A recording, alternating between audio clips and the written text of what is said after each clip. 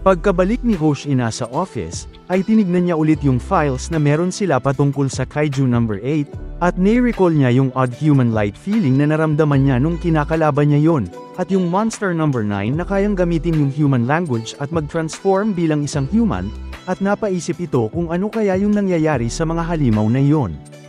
Habang nangyayari yun ay pumunta si Kafka sa rooftop upang isipin yung sinabi ni Hoshina na may 1% itong expectation yun sa kanya. Matapos magmuni-muni ay binalik ni Kafka yung composure niya sa pagsampal niya sa sarili, at napagdesisyonan niyang abutin yung expectation sa kanya at nagawa na niya daw yung first step. Inantok na siya kaya naglakad na siya pabalik sa kwarto niya para matulog habang sinasabi yung sinabi sa kanya ni Hoshina nung nakaraan na parte din ng trabaho ang pagtulog. May mabilis namang paparating doon na galing sa kalangitan, at unti-unti yung nakalapit sa base. Habang naglalakad pabalik si Kafka, ay tila mga meteors ang bumagsak sa likod niya sa sobrang bilis ng mga ito. Pagkalingon ni Kafka, ay tuluyan ang bumagsak sa lapag yung mga yon, na nagsanhi ng malalakas na pagsabog at ingay. Nagulat si Kafka sa lakas ng impact noon, at nagising dun yung ibang troops kagaya ni Kikoru, Reno, Iharo, at iba pa. Nabigla din dun si Hoshina at agad na tumayo sa kinauupuan niya. Agad niya ding tinanong kay Okanogi kung ano yung nangyayari dun, at tinawagan niya yung control room. Pinaliwanag ni Okanogi na 12 ng halimaw ang lumabas sa loob ng base area nila. Kung titignan daw yung kasalukuyang sitwasyon ay most likely isa yung sky raid ng mga halimaw, na nagpagulat kay Hoshina. Ang mga estimated resilience daw ng mga halimaw na dumating dun ay naglalaro sa 6.2 hanggang 6.4. Kaya bawat individual monsters dun ay nasa base level monsters. Nagkalat yung mga halimaw sa base nila, at agad yung gumawa ng kaguluhan.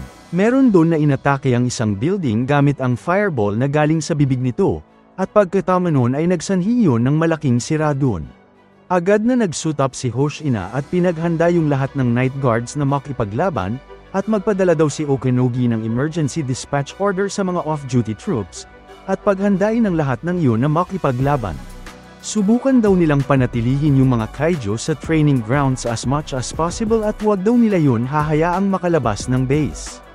Inisip ni Hoshina na wala namang reports of damage sa labas ng base nila, kaya baka yung objective daw ng mga yun ay yung mismong base nila.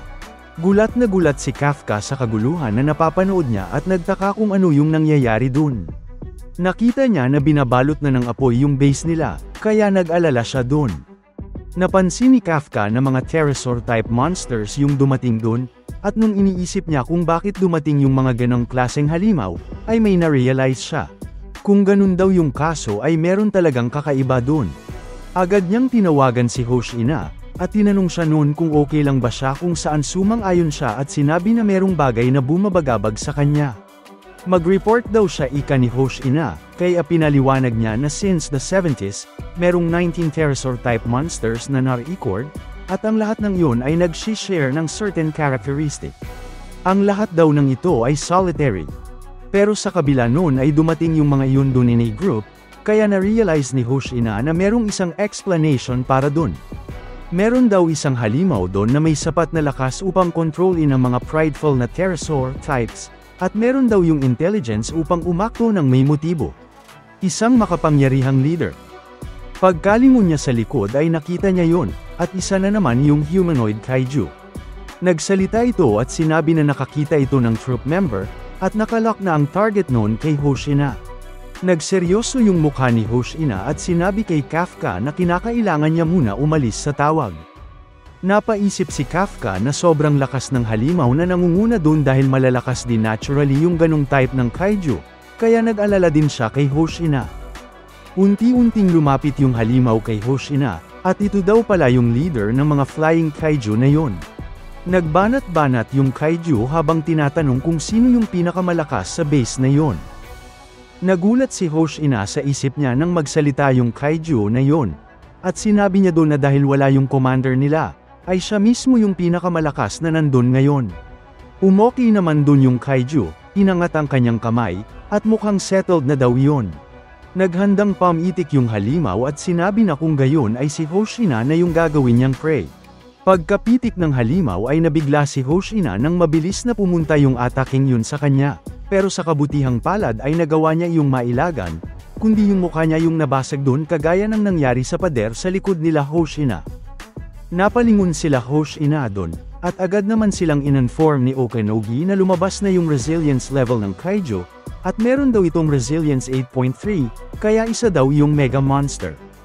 Agad naman na tinawagan ni Hoshina si Ikaruga, at inutusan niya ito na sila na yung manguna sa pag-asikaso sa After Beasts, at i-prioritize yung mga civilians habang mina-maintain yung functions ng building. Habang nakikipag-usap pa lang si Hoshina, ay biglang sumugod yung halimaw at namangha siyang nailaga ni Hoshina yung atake niya kanina, kaya pasado daw ito. Mabilis na sumuntok yung halimaw, at pagka-landing noon ng Solido ay nagsanhi yun ng pagkawasak ng paligid. Lumalabas na nailaga naman yun ni Hoshina, at seryoso nitong sinabi na siya mismo ang papatay sa kaiju na yun. Bamuka yung crater sa mukha ng halimaw na para bang isa pang bibig, at sinabi nito na oras na ng extermination ni Hoshina. Nagpalabas iyon ng tila signal papalibot sa lugar, at nakuha nun yung atensyon ng After Beasts. Sumigaw ng malakas yung mga iyon, at napansin yun ni Hoshina, at mukhang tama yung hinala niya na yung base yung target ng mga iyon.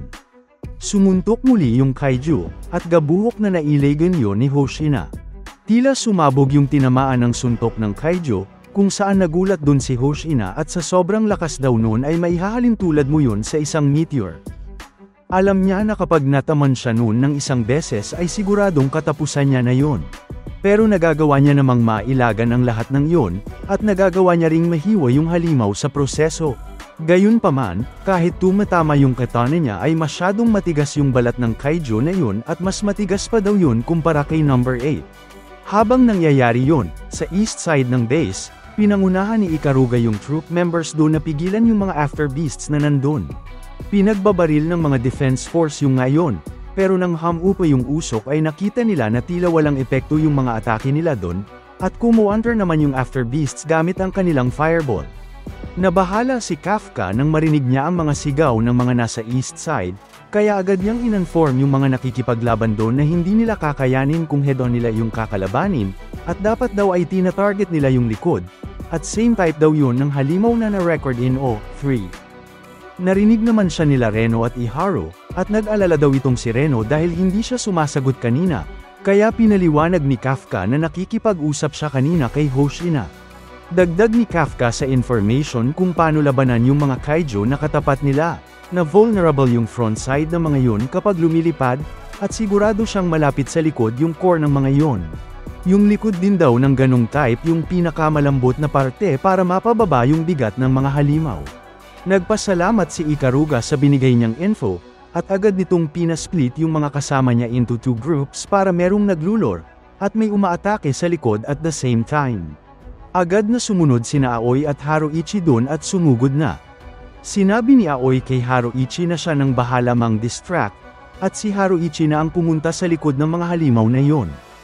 Mabilis na lumikod si Haruichi sa kaiju, at nirelease niya yung full force na kaya niya, at umabot ito ng 36%. Hindi niya inaasahang may lalabas na isa pang kaiju sa gilid niya, at agad yung nag-charge ng fireball attack. Nagawa nung matamaan si Haruichi, kaya nawala ito sa pwesto. Hindi makapaniwala si Haruichi na nagko-cooperate sa isa't isa yung mga kaiju dun. Nag-alala si Ikaruga kay Hoshina, at agad niyang pinaalam kay Kafka na hindi nila magawang makapag-flank, at nabigo sila dun, at ginugulo na sila ng mga kaiju dun. Napaisip si Haruichi kung ano yung dapat nilang gawin kung hindi nila kayang likuran yung mga yon. Bigla namang nagsalita si Kikoro at sinabi na meron pang isang way para matalo yung mga yon. Nagtaka sina Iharu sa ibig sabihin niya, at mabilis naman siyang sumugod sa mga kaiju. Nabigla si Iharu sa bilis ni Kikoro nang dumaan ito sa gilid niya. Malakas na hinampes ni Kikoro yung isang After Beast dun, at nagawa niyang mawasak yung katawan noon gamit ang isang malaking axe. Nagulat doon sina Kafka, Iharu at Reno, at napatitig ang mga yun sa kanya. Nagyabang si Kikoro doon na yun tinutukoy niyang isa pang paraan, ay gagamitin niya lang yung overwhelming force niya upang patumbahin yung mga yon. Bumalik naman tayo in a point in time kung saan unang nakuha ni Kikoro yung gamit-gamit niyang giant axe dito.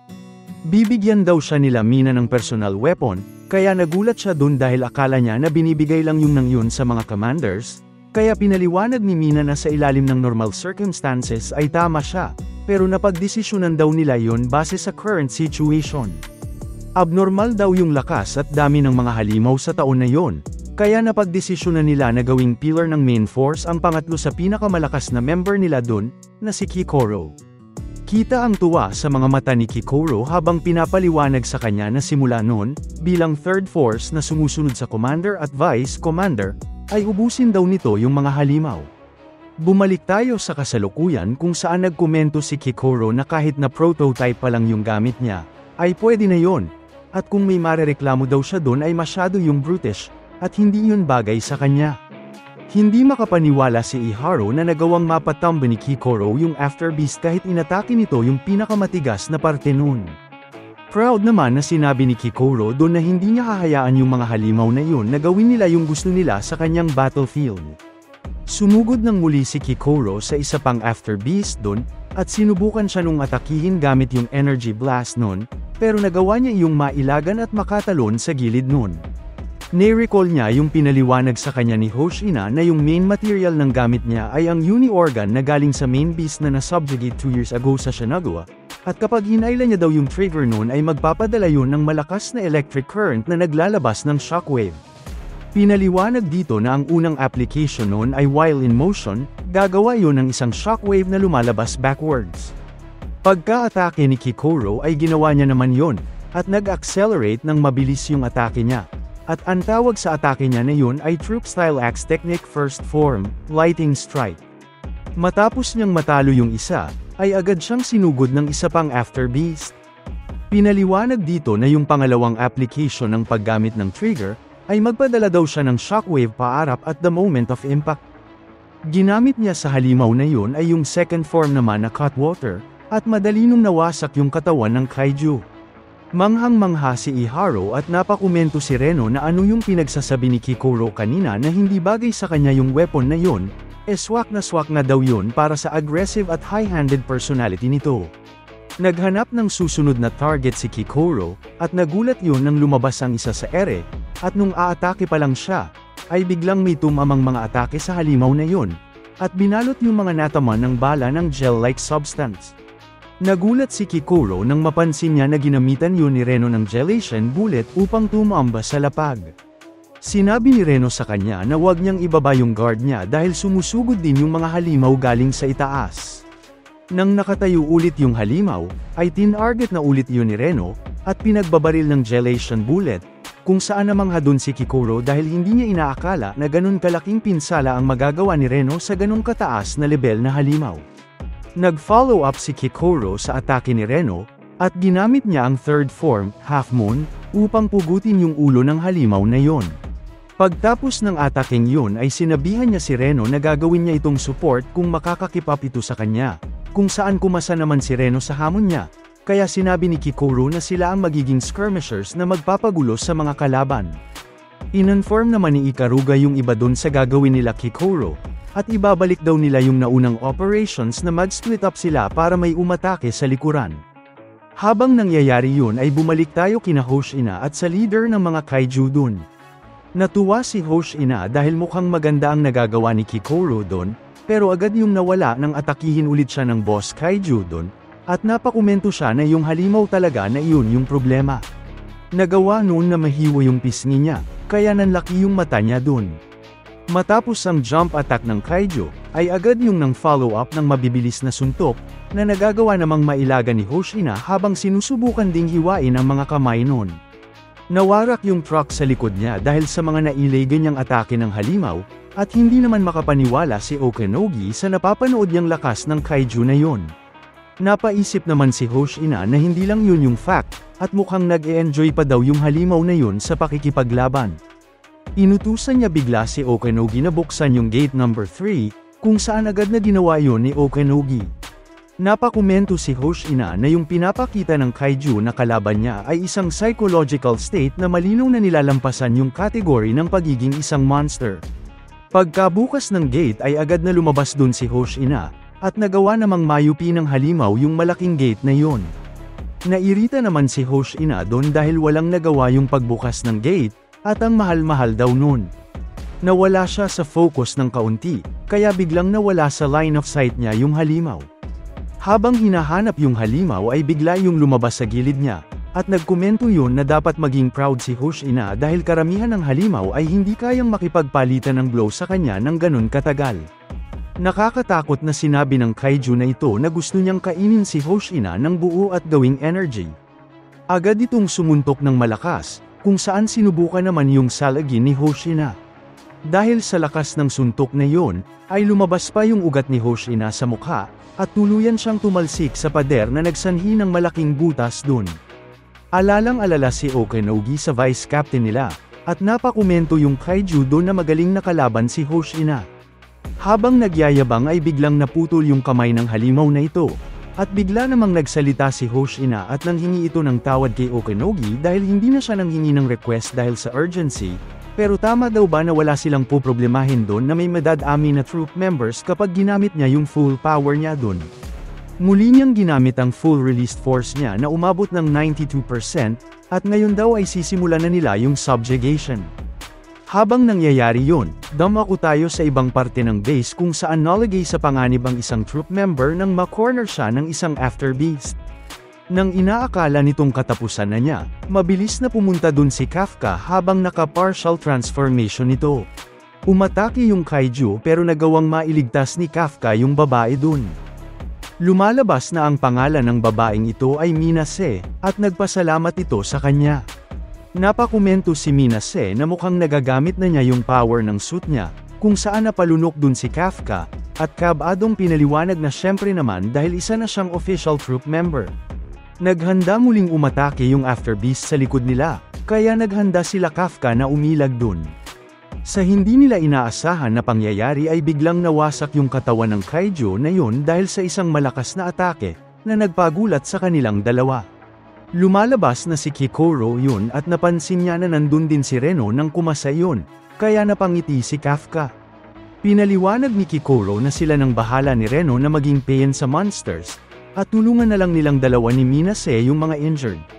Agad naman na sumang-ayong yung dalawa, at bago sila kumilos ay pinaalalahanan ni Reno si Kafka na wag itong gagawa ng kahit anong reckless na bagay dahil isa na itong official troop member, at maniwala daw sila sa mga kasama nila dun.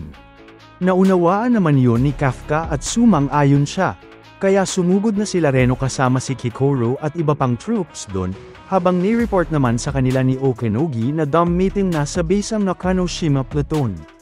Nang hingi ng tawad si Nakanoshima kay Ikaruga dahil natagalan sila, at dumating na din dun ang Abina Platoon at papunta yun sa south upang tumulong. Natuwa sina Kafka at Minase sa pagdating ng mga off-duty senior troop members upang tumulong dun. Dagdag ni Okanogi na nakatalo na ng dalawa pang afterbeast sina Kikoro, at nag-report din doon ang Takao Platoon na natapos na nilang ma-organize yung sniping team kaya pagbabarilin na nila yung mga afterbeasts na lumilipad doon gamit ang gelation bullets. Nag-report na din doon ang Itakura Platoon na secured na yung warehouse perimeter. Tumaas ang hopes ni Kafka doon dahil kahit na nasa critical na kalagayan na sila nang wala yung commander nila, ay nagagawa pero nilang ma-pushback ng paunti-unti ang mga kalaban.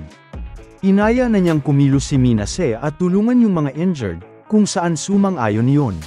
Natuwa siya doon dahil hindi lang sina Kikoro at Reno yung nakakamangha doon, kung yung lahat ng taong nandoon din. Proud niyang sinabi na dito siya kasama, at ito ang third unit. Bumalik tayo kay Hoshina at sa leader ng mga kaiju doon, at nagkomento si Hoshina na mali nang piniling kalabanin yung halimaw na yun, at sila ang mananalo sa laban na yun. Pumorma si Hoshina upang umatake, at sa isang iglap, mabilis siyang nakalapit sa kaiju at nagawa niyang masugatan yun katawan nun. Napapakomento yung kaiju na nagagawa na siya nung mahiwa, at maski kanina sa pagkaputol ng kamay niya. Napansin niya na tina-target ni Hoshina accurately yung gaps ng shells niya, at biglang bumuka ulit yung crater sa mukha niya, at napakomento na ang boring ng ginagawa ni Hoshina. Yamabang yung kaiji at sinabi na kapag nalaman na nito yung aim ni Hoshina ay hindi nagagana yung cheap tricks nun sa kanya. Gayunpaman, madali pa rin siyang nahiwa ni Hoshina sa katawan, na nagpataka sa kanya. Ginamitan siya ni Hoshina doon ng combo ng dalawa nitong techniques na Hoshina style blade cutting technique na second form, cross strike, and fourth form, chaos strike, na humiwa sa iba't iba nitong parte ng katawan. Isa lang daw palang diversion yung pag-target ni Hoshina ng gaps niya. Tila natuwa yung Kaijo sa pangyayaring yun, at na-regenerate nito yung mga sugat niya. Nakipagsabayan muli yung halimaw kay Hoshina, at napakomento ito na ganun dapat ang pakikipaglaban, ang pagpapalitan ng mga suntok head-on laban sa isang katunggali na may kaparehong lakas. Patuloy na mabilis kumilos si Hoshina upang atakihin at ilagan ang mga suntok ng halimaw, habang yung Kaiju naman na yun ay paulit-ulit na sinabi ang salitang rival, habang nakikipagsabayan kay Hoshina. Di nagtagal, nahiwa sa isang iglap yung kanang kamay ng Kaiju, na nagpagulat dun. Lumabas sa likod niya si Hoshina at nakgumento ito na mas maliit pala sa inaakala niya yung core nito. Bago pa makalingon yung Kaiju ay nagawa na siyang mahiwa sa buong katawan ni Hoshina gamit ang sixth form nito na straightest strike. Napa-cheer yung mga tao sa control room, pero may napansin dun si Hoshina, at pagkalingon niya ay sumigaw siya na hindi pa yun tapos. Tila lumobo yung katawan ng halimaw na yun kahit na pinaghihiwa na yun kanina ni Hoshina.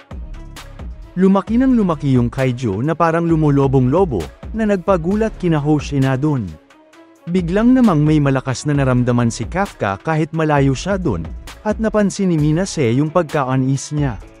Hindi niya mapaliwanag kung bakit gumagana yung sense of detection niya kahit wala siya sa Kaiju form niya, kaya nag-alala siya sa Vice Commander nila. Tila naging isang higanti yung Kaiju na kinakalaban ni Hoshina, at nagtaka yun kung paano yun nangyayari, at inisip niya na nag-shift yung core nun kaya hindi niya yun tuluyang nasira. Lumabas ang mga bibig sa lumps ng Kaiju, at di nagtagal ay naglabas iyon ng ultra-high temperature steam papalibot sa lugar, kaya agad na sinuot ni Hoshina yung mask niya dun at mabuti na lang daw ay dala niya yun. Ininform naman siya ni Okanogi na along sa released heat ng Kaiju, ay tumataas din yung resilience nun. Unti-unting nag-transform yung Kaiju, at naging mas malaking halimaw yun kesa sa una, at umabot na daw yung resilience noon sa 9.0. Naging tila isang insekto na lang si Hoshina dahil sa laki ng halimaw na yun. Windang na windang si Okanogi sa napapanood niya, at sinabi na hindi na yun ang klase ng kalaban na magagawang matalo ng Vice Commander nila ng mag-isa. Agad na sumuntok yung Kaiju papunta kay Hoshina, at nagsanhi yun ng malakas na pagkasira ng lapag dun. Nagulat dun si Okanogi, pero sa kabutihang palad ay nagawang makailag dun ni Hoshina, at mabilis yung tumakbo papunta sa mukha ng Kaiju upang gamitin ang kanyang third form, Revenge Strike. Sinubukang hulihin ng higanteng Kaiju ang maliksing Hoshina habang pinag-aatake siya noon ng may pambihirang bilis. Namangha si Okanogi dahil nagagawang makapag-adapt ni Hoshina, pero napansin nilang pareho na gayunpaman ay hindi tumatagos yung mga atake ni Hoshina sa katawan noon, at yun daw yung dahilan kung bakit ayaw ni Hoshina ng malalaking kalaban. Habang iniisip na kinakailangan niyang gamitin yung speed niya para makapag-power through, at ma-pierce yung core ng Kaiju na yon, ay bigla na lang siyang nakaramdam ng malakas na strain sa kanyang katawan. Napatigil siya doon at biglang may tumulong dugo galing sa ilong niya. Nabigla silang dalawa ni Okanogi doon, at mukhang nag-overheat na yung suit niya dahil nasa limit na yon. Ininform siya ni Okanogi na 10 minuto na yung nakalipas magmula nang ipalabas niya yung full force niya, kaya kung tumagal pa yun ay malalagay nun sa delikado yung buhay ni Hoshina. Muntik nang matamaan si Hoshina ng suntok ng Kaiju, pero nagawa niya namang makailag dun at napakomento siya na so ibig sabihin ni Okanogi na 1 minuto na lang yung natitira para sa kanya. Bigla namang may pinasugod yung Kaiju na mga after beasts kay Hoshina, at nang maghahanda pa lang siyang hiwain yung mga yon, ay bigla yung pinalobo ng boss Kaiju. Hindi niya yun inaasahan, at tuluyang sumabog yung afterbeast sa harapan niya. Hindi rin makapaniwala sina Okanogi na kayang mag-self-destruct ng mga afterbeast, habang si Hoshina ay napapakomento sa isip niya na bagay ang cold-blooded heartless attack na yun sa isang halimaw, at parang mga living missiles daw yung mga yun. Sa kabutihang palad, nang dahil sa usok na ginawa ng atake ng Kaiju, ay nagawa niya yung malikuran ng mabilis. Agad siyang humanda upang gamitin ulit yung sixth form attack niya, pero nang makita niya yung likod ng Kaiju, ay lumalabas na marami yung mata dun. Nabigla dun si Hoshina, at hindi na siya nakailag nang suntukin siya ng kaiju. Solidong tumama yung atake ng kaiju sa kanya, na nagsanhi ng malakas na pagtalsik niya sa mga building. Kitang-kita ang pag-aalala ni Okanogi sa Vice Commander nila, habang nakaporma pa rin yung kaiju na aatake pa ulit. Habang nakaupo na lang sa may pader, tuluyan nang naabot ng suit ni Hoshina yung limit nun kaya ni-retract na nun yung release force niya. Ipinakita dito na lubhang sugatan at duguan na si Hoshina dahil sa natamo niyang atake ng kaiju. Bumalik tayo saglit in a point in time nang bata pa lang si Hoshina, at dito, sinasabihan siya ng isang lalaki, baka tatay niya ewan ko, na sumuko na maging defense force. Dapat daw ay kinilala na siya bilang isang genius during the Endo period, kaso nga lang ay matagal nang natapos ang Age of Swordplay ika nito, kaya naiintindihan daw ba yun ni Hoshina? Sobrang nag-alala si Okanogi at napapaluhan na ito nang paulit-ulit niyang tawagin si Hoshina, pero sa kabutihang palad ay sumagot na si Hoshina, at nakangiti nitong sinabi na okay lang yun dahil hindi pa siya patay. Napalabas na daw siya ng shield doon pero sobrang lakas talaga ng halimaw, at nag-deactivate na daw yung released force niya dun. Tinanong niya kay Okanogi kung ano na yung sitwasyon sa labas, at pinaliwanag ni Okanogi na patapos na yung evacuations ng mga citizens, at yung pakikipaglaban nila sa After Beasts ay nagkaroon ng favorable turn. Natuwa naman daw si Hoshina sa balitang yon, at kung gayon ay kinakailangan niyang magawa yung duty niya in the end. Sinubukan na naman siyang sa pakinihiganteng kaiju, kaya napasigaw si Okanogi na wala na siya sa state para makipaglaban pang muli. Nawasak yung sinapak ng kaiji, pero nagawang makailag ni Hoshina at agad niyang ginamit ang Hoshina style blade cutting technique first form, upang hiwain yung dibdib ng halimaw. Pagkahiwa niya doon ay kumo-counter-attack yung kaiju pero nagawa niya yung mailagan. Nagkomento yung kaiju na alam na niya yung methods ni Hoshina at hindi daw siya nito matatalo gamit ang pipitsuging espada na gamit niya. Lumayo ulit si Hoshina habang iniisip na manahimik na lang yung kaiju at alam niya na yon. Nagkaroon ulit ng flashback kung saan sinasabi ng tatay niya sa kanya na sumuko na siya sa pagiging defense force troop dahil mababa yung released force niya sa firearms, kaya sa kasalukuyang day and age daw ay wala yung mararating dun. Meron ding isang officer na nagsabi sa kanya na yung appearance ng mas malalaking monsters ay tumaas na in recent years. Kaya ang pakikipaglaban lang doon gamit ang mga espada ay magsasanhi ng pagkamatay niya sooner or later. Kaya kunin daw ni Hoshina yung advice nito na maging sword technique instructor na lang siya at hayaan na sa iba yung front lines. Bumalik tayo sa kasalukuyan, at iritang-irita si Hoshina sa halimaw at sinabi nito na tama na yung pagsabi niya ng mga ganong bagay dahil narinig niya na yung mga tungkol doon ng maraming beses magmula nung bata siya. Dagdag ni Hoshina na kahit ganun mga pinagsasabi sa kanya dati, iba ang sinabi sa kanya ni Mina sa mga panahong nag-apply pa lang ito. Sa araw ng pag-uusap nila para makapasok si Hoshina sa Defense Force, ay inakala ni Hoshina na pareho yung sasabihin sa kanya ni Mina nang malaman nito na isa siyang sword specialist, kaya in-expect na niya na sasabihin nun na sumuko na siya. Gayunpaman, sa hindi niya inaasahan ay sinabi nun sa kanya na kinakailangan nito yung power niya, at hiniling nun na sumali sa unit nito. Nabigla si Hoshina doon, at pinaliwanag pa ni Mina na hindi nila pwedeng basta-bastang itapon yung possibility na may lumabas na malakas na small type monster in the future, at magkaiba daw sila ni Mina dahil wala siyang silbi kapag gumagamit ng blades, at sa katunayan daw ay ayaw nitong humawak ng maski kutsilyo. Kaya kapag babarilin daw ni Mina yung mga kalaban, ay pwede daw ba na si Hoshina ang mag-carve ng path para sa kanya? Sumugod ng muli si Hoshina sa halimaw at sinabi nito na pinagkatiwalaan siya ni Mina na maprotektahan yung lugar na yun habang wala si Mina, kaya poprotektahan niya daw yung base na yun kahit ano pa ang mangyari. Pagka-atake ng kaiju ay agad na pamatong si Hoshina sa buntot nun para makaakyat sa katawan ng halimaw, at agad siyang gumawa ng sunod-sunod na atake na nagsimula sa second form, cross strike, tas third form, revenge strike, fourth form, chaos strike, fifth form, mist strike, pero nang gagamitin na niya yung sixth form ay sa kasamaang palad, nadakat na siya ng kaiju gamit yung kamay nun, na nagsanhi ng lalong pag-aalala ni Okanogi. Habang tumatakbo papunta sa eksena, nakita ni Kafka yung nangyayari dun.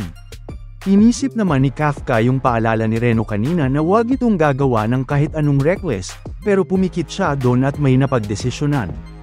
Tinawag niya si Reno at agad siyang nanghingi ng tawad dun, at na-realize naman ni Reno yung ibig sabihin niya kaya agad siya nitong sinubukang pigilang mag-transform, at pinaliwanag na kapag nag-transform siya dun ay hindi na niya matatago kung sino ba talaga siya dahil sa dami ng camera drones na nakapalibot dun. Habang nagta-transform na si Kafka ay inisip nito na mas mahalaga sa issue na iyon ang buhay ng isang kaibigan. Bigla naman siyang natigil nang may nagsalita at nagpasalamat yun sa kanilang lahat sa pag-stand ng ground nila. Nagulat doon sina Kafka, Reno, Kikoro, at iba pang troops doon, at napansin naman ni Okenogi kung kaninong boses yon. Sinabi naman ni Hoshina sa halimaw na siya na ang panalo doon, na nagpataka sa kaiju.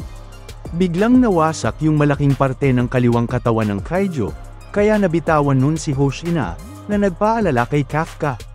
Pinaliwanag ni Hoshina doon na siya ang vice commander ng base na yon, at ang duty niya ay ipasa sa commander yung mga ganong bagay. In-explain naman kay Okenogi nang dumating doon na dahil sa urgency, ay hindi na siya nag-request, kung saan okay lang daw yun kay Okenogi. Lumalabas na dumating na doon si Mina, at agad niyang nilabas ang kanyang full released force na umabot ng 96%, at papasabugin niya daw yung higanteng halimaw na kalaban nila. Nagkaroon ng pag-asa yung mga defense troops pagdating ng kanilang commander, at kita naman ang saya sa mukha ni Kafka nang makita niya yon. Bumaril ulit si Mina at sinuportahan siya ng kanyang pet white tiger sa recoil ng higanteng baril na gamit niya. Tumama sa balikat ng kaiju yung atake niya, na nagpawasak dun. Pinasugod ng halimaw yung mga after beasts kay Mina, at habang mina-maneuver ni Mina yung sarili niya ay in-inform siya nila Hoshina na nasa backside yung core ng higanteng kaiju na yun around sa 4th thoracic vertebrae hanggang sa 6th thoracic vertebrae. Inutusan ni Mina yung pet niya, at lumalabas na ang pangalan nito ay Bako, at sinuportahan siya ulit nun sa recoil ng baril. Tumama sa tagiliran ng halimaw yung atake niya, at napansin ni Okenogi na nakikita na ng halimaw yung trajectory ng atake ni Mina at ambulas din daw ng recovery speed noon. Kahit hirap na ay sinubukan pa ring tumayo ni Hoshina at nagkomento ito na nakakasurpresa naman yun, at napagdesisyon na niyang i-push yung limits niya one last time.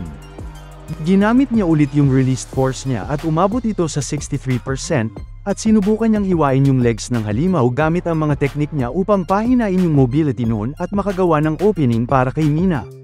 Muntik na siyang maapakan ng higanteng yon, pero mabuti na lang ay nailega niya yon, kaso nag-aalala na sa kanya si Okenogi at sinabi noon na masyado niyang pinupush yung sarili niya at nasa limits na yung katawan at suit niya. Nagre-regenerate lang yung mga inaatake ni Hoshina, kaya napaisip siya doon kung ano yung gagawin niya dahil wala na siyang sapat na output power. Sa kabutihang palad, biglang dumating dun si Kikoro, na nagpagulat sa kanya. Agad na ginamit ni Kikoro ang kanyang cutwater sa paa ng kaiju, pero wala yung nagawa kaya nairita siya at napakomento na kahit sa current power niya ay hindi man lang niya magasgasan yun. Sumugod muli si Hoshina at sinabi na hindi yun mahalaga, at magpatuloy lang siya. Si Hoshina na daw yung bahala sa pag-tear sa shell ng halimaw, kaya i-match niya lang yung timing at atakihin niya yung aatakihin nito.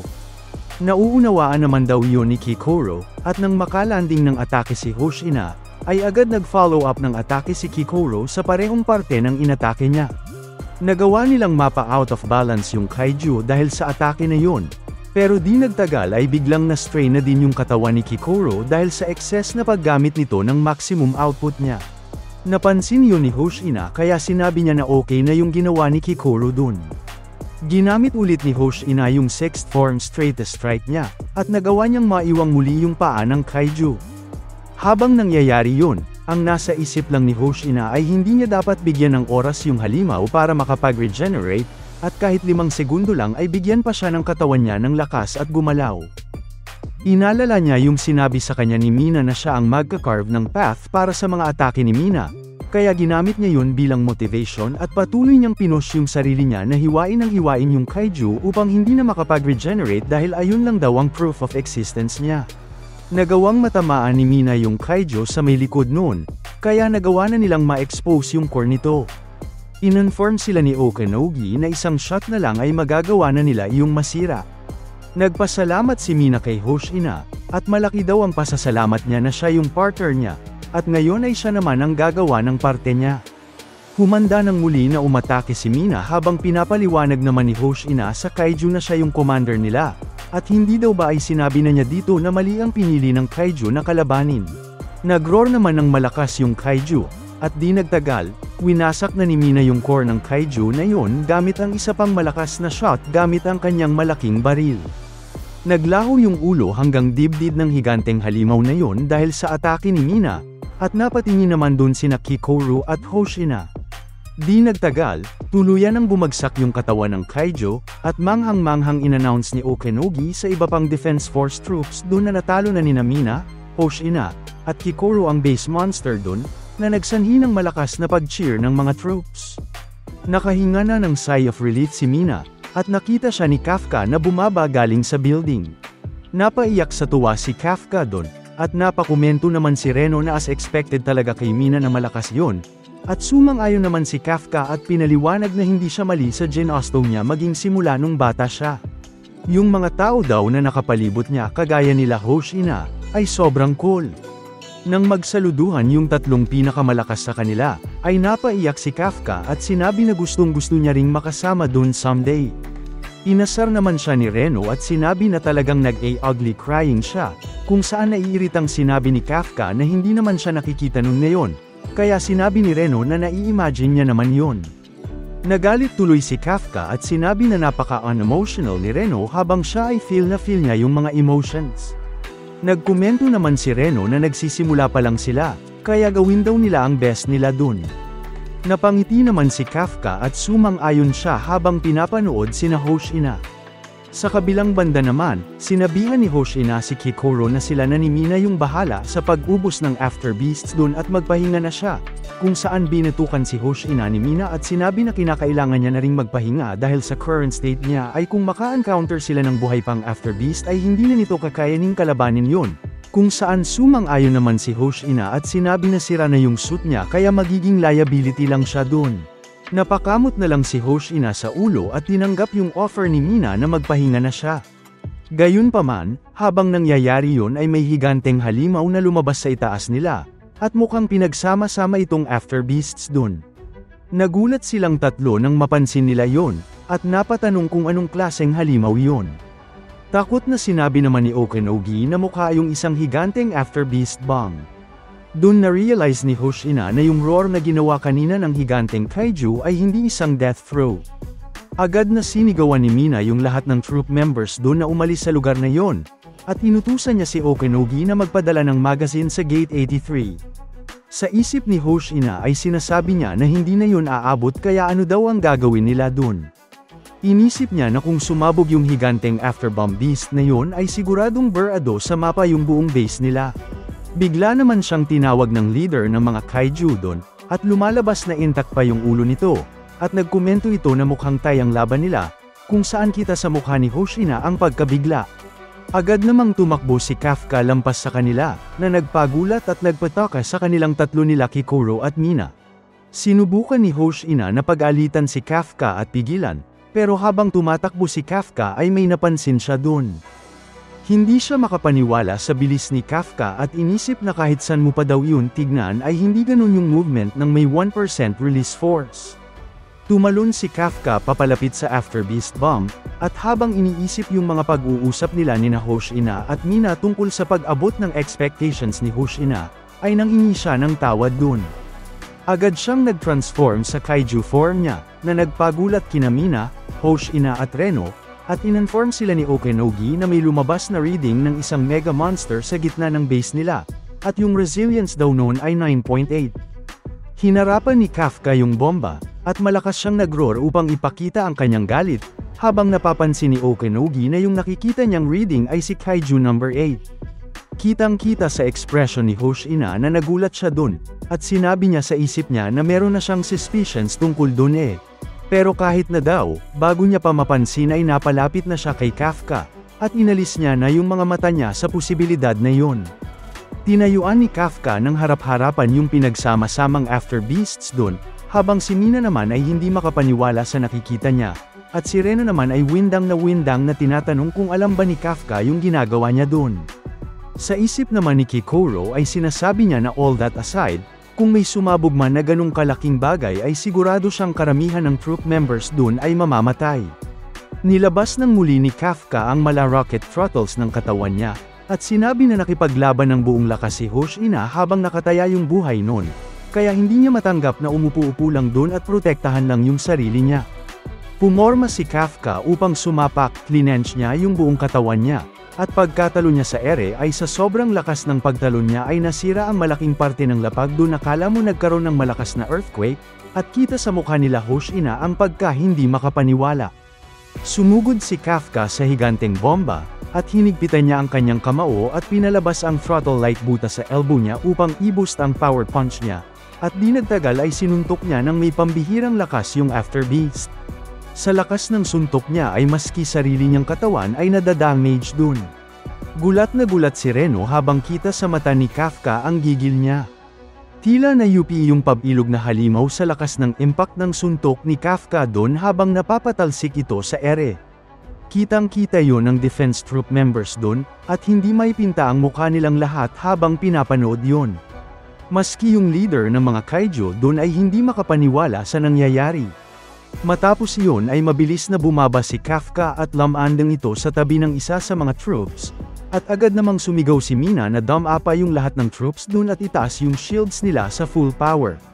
Di nagtagal, sumabog na yung higanteng After Beast bomb at nagpadala iyon ng napakalakas na shockwave sa paligid, at kahit ang layo na ng bombang yun ay nagawa pero nun masira ang ilan sa mga building sa lugar.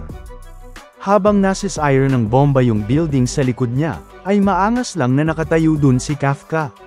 Unti-unting nawala yung shockwave ng pagsabog, at nagkatitigan sila ni Mina dun, at hindi makapaniwala si Mina na si Kafka talaga yung tinititigan nito. Matapos ang malakas na pagsabog ay tumayo lang si Kafka dun habang takot siyang tinititigan ng isang troop member dun. Sinabi niya sa isip niya na talagang pinakita niya na yung sekreto niya, at wasak na daw yung arms and legs niya dahil sa ginawa niya kanina. Pinush niya daw yung mga bagay ng sobra nang hindi kino-consider yung edad niya. Nanghingi siya ng tawad kay Reno habang tumatakbo yun papunta sa kanya, at kay Kikoro din na tila hindi makapaniwala sa mga nangyayari. Nilapitan naman siya ni Mina, at tinawag siya nito sa buong pangalan niya. Pagkalingon niya dun, nakita niya na marami nang nakatutok na baril sa kanya, at pinilit ni Mina ang sarili niya na tutukan si Kafka ng baril, at tinawag niya itong Monster Number 8, at sinabi na dadalhin nila ito into custody. Kitang-kita naman ang lungkot at pagkawala ng pag-asa sa mata ni Kafka habang nagtatransform siya pabalik sa human form niya.